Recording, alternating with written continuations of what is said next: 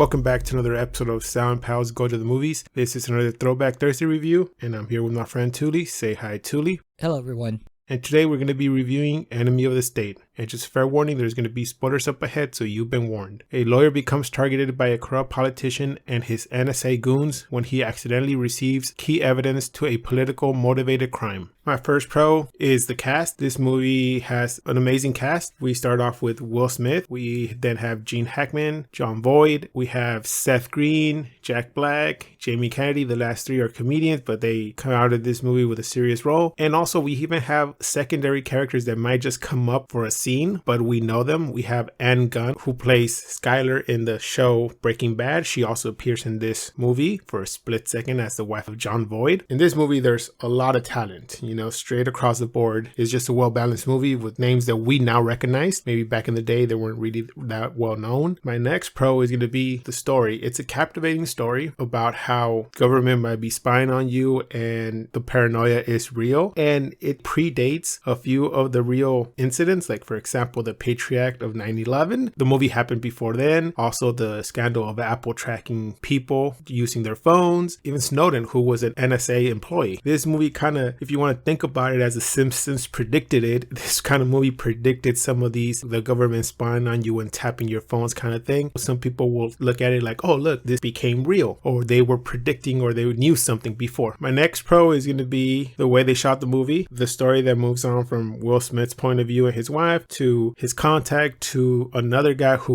worked in the NSA, and from there it just escalates. It's this kind of opening Pandora's box and diving into it, so you go deep into the rabbit hole, at least Will Smith does, and at the end he sort of comes out the winner. Now moving on to my cons. One of the biggest cons about this movie is how they try to make it look like high tech and everything, especially the scene when Will Smith has the bag inside the lingerie store and they're reviewing the tape and they rotate the camera, and I'm just sitting there saying, like, you can't do this, you can't spin it around because it's not a 360 camera. They could have done this by having other cameras around the store and saying the system kind of manipulate all the angles to extrapolate a diagram or something, but no. And it's almost the joke of like enhance, he's like rotate 70 degrees, and this whole thing to me was like, I was just sitting there be like, really, you're gonna try to feed me this? No, it's not gonna work. Next is how they use the feed of the satellites so fast that it was kind of real time, when in reality I don't think it works like that. And on top of that, it has to be lined up precisely around that area, or something more technical. But they made it seem like they were able to just right away connect to the feed and then it was live. They even had building layouts and how the tracers were tracking him as he went up,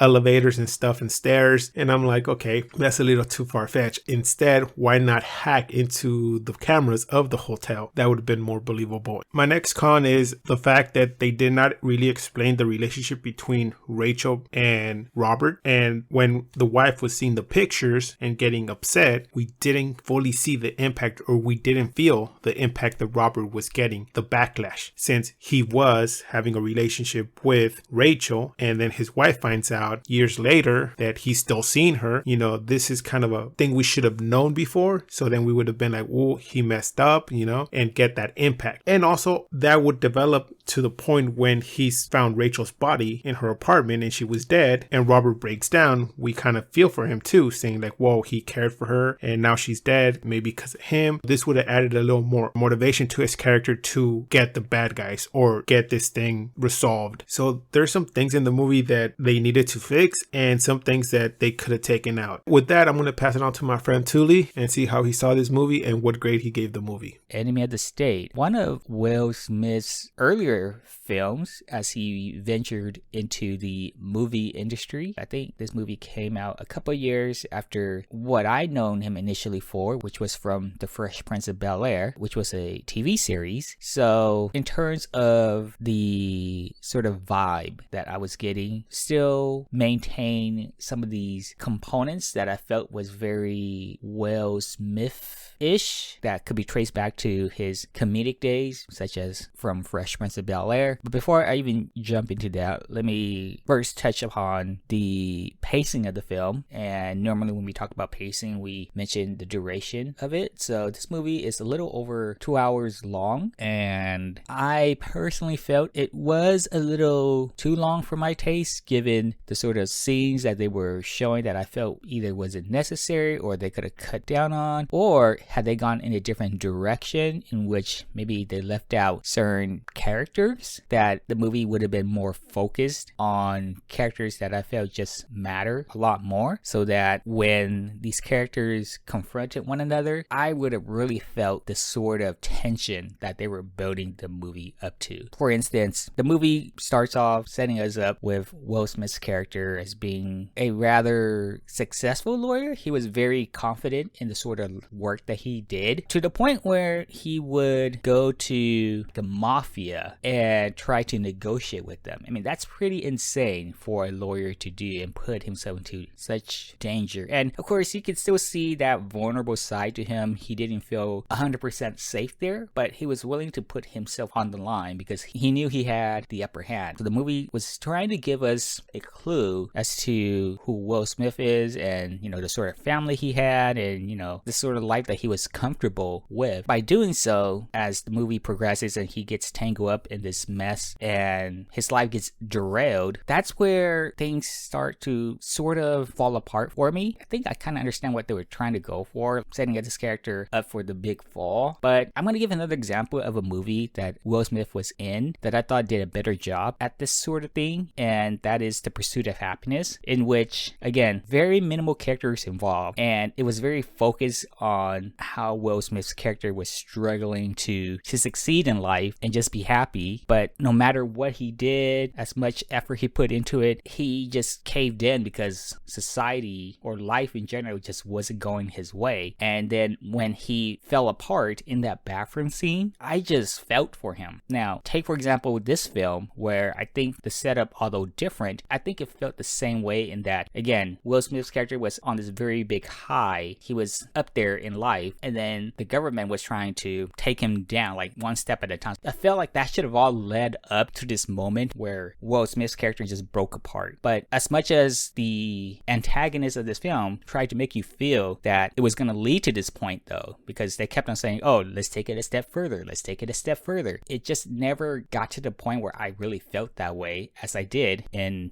The Pursuit of Happiness. This kind of circles back to what I said earlier. This is one of Will Smith's earlier film into his movie career, so maybe that played some sort of factor into how they went about this movie, the sort of focus and attention to detail that was in this movie. So I already mentioned the sort of technology that they were trying to implement into this film, but it did come across looking very outdated, even for a movie that came out in the 90s. If the movie just cut down on certain scenes, or maybe not be too involved with certain characters, even if they had not made Will Smith's character have a family, right, and just focus on his career and how successful he was, and then just suddenly his life gets derailed one step after another to the point where he just breaks down. I think you could still do that with a family. I'm not saying that you can't, but because the movie didn't, I feel like maybe they could have taken some of these aspects away from his life so that they could just dedicate more time on him, instead of him having to, for example, go back to the wife and try to explain himself that he wasn't having an affair, things like that, which sort of also bled into the comedic relief in this film, which to me didn't work. I feel like this was the sort of film that required a whole lot more seriousness to it, and so that's why some of the other characters too, if they were to leave out, as much as we have come to love them now because we know who they are, characters like Jack Black, Seth Green, those guys, they're great, right? I'm not gonna deny any of that, but if you're gonna include actors and actresses who have those sort of a natural personality in comedy, I feel like the direction you should have at least gave them is, hey, this is a role where we need you guys to be more serious. Don't go overboard with the comedy, which in my eyes felt very bland in this film anyway. So they could have just done without it and just had them be very serious. I think had they just done that more so than them trying to get in, a few jokes here and there, the movie would have been better off. At least for me, it didn't quite work out that way. In fact, it was just this cat and mouse bus chase throughout most of the film, to the point where I felt that had they just approached Will Smith's character to begin with, which they did at the beginning when two of the guys went to his house to question him initially about his day, for some reason, from that point onward, they treated Will Smith's character as the most dangerous man on the planet or something. Why not just go back to him with a warrant, search the place, do your standard drill? If you have just put in the amount of research beforehand, then all of this could have been avoided. But I guess they needed some sort of excuse to create drama, to create tension, to create excitement. And albeit they were amusing to a point, all of this could have been avoided if they have just handled things in a more proper manner. But I guess we're dealing with a group of people who was going to go to an extreme level to get what they want. So I guess it didn't really matter at that point. As the movie concluded, it was very, I don't want to say predictable with how Will Smith led everyone to the mafia who he was initially involved with his case, which the movie sort of started out with. It was very unsatisfying. I think that's how I would put it. Because I think what I really wanted was a scene where Will Smith just sat down and really talked to these people who were chasing him. And I only got like maybe a minute of it when they caught Will Smith's character and he was sitting in the back of that van, and he was talking about whether or not there was another copy of the film. He was talking about his blender. Again, another moment where the comedy just didn't work for me because of the seriousness of the situation. Yeah, I just wanted that confrontation where we get everything all out on the table, where Will Smith has, I think at that point, would have already been broken down, but he is rising back up and he has confidence in himself and he's trying to be direct and confront all of these people who has been messing with him. I really wanted that scene, and I felt like the movie was setting me up for that, but it just never happened. And because of that, I felt like the payoff where everybody just started going guns blazing and shooting one another in that one scene, it didn't offer me any sense of conclusion that made me feel like everything that happened before that mattered as much. Even like the ending there, which although kind of heartwarming if you want to put it in that light, where the guy who was known as Brill, that was a little nice touch, and I guess a little ironic that he used technology to gain access to Will Smith's home so that he could communicate with him, right? It's sort of touching upon the sort of same idea that has been a theme throughout the film about wiretapping and all that stuff, right? It's a little play on that. It's nice to kind of see that dude is fine and, Will Smith's character could continue on with his life. But even then, like, that ending in of itself didn't really do anything for me. I think like if the movie had been cut down in terms of its timing, more focused on characters that matter, and if the tone of the movie was more focused as well, I think it would have worked a lot more for me. But like I said, with this sort of a cast in it, it's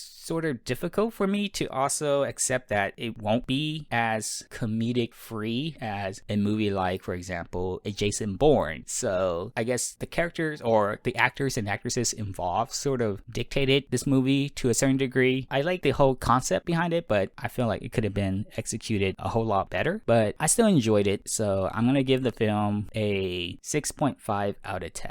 So yes, I agree with Touly. The fact that this movie was a bit long and there was some comedy that didn't really fit, especially with Seth Green, Jack Black, and Jamie Kennedy coming from a comedic background. They should have been told, hey, keep it down. Next point I'm going to make is that Gene Hackman also came out in a movie called The Conversation that came out in 1974, which some people online have said that this is kind of the prequel to this movie. It kind of follows the same premise. Gene Hackman plays a government agent who's supposedly working for the NSA, and he has a file and he's been told that he has to turn it over because it has some evidence to a murder. And then at the end he escapes, and now we see him in Enemy of the State coming back after years of hiding to help Robert. So it's this kind of thing that I might even think that we might review this movie to see how it actually fits into this whole online talk. So yeah, this movie, it was interesting. I enjoyed it, but did it really make me feel that it was kind of real? In some sense, no, because some of the things that I said, the technology they were trying to make us believe was real. If somebody knew about technology or a little bit, they know that that can't happen. Like Touly said, if it was like a Jason Bourne movie, then we would be more on board. But just seeing the lawyer turn into a escape artist, getting away from the NSA and then juicing their toys with another guy against them, it's a little too far-fetched for me. If Brill did it all on his own to help Robert, forward, I would be on board with that. So I'm going to give this movie a solid 7. It's enjoyable. It's believable to a certain degree. And with all the stuff that I said that follows this movie that turned out to be real, you can enjoy it and then have a little conversation of conspiracy theories, on your own with your friends about it. I guess that does it for this review of Enemy of the State. Please join us next time where we're going to review $1 Million Baby. Wasting your time. I told you I don't train girls. Thought you might change your mind. There's dozens of trainers who train girls. You won't have any trouble finding one. Don't hardly need a dozen, boss. You'll do fine. Please like, comment, and subscribe. You can find our social media links below. And like always, keep watching movies.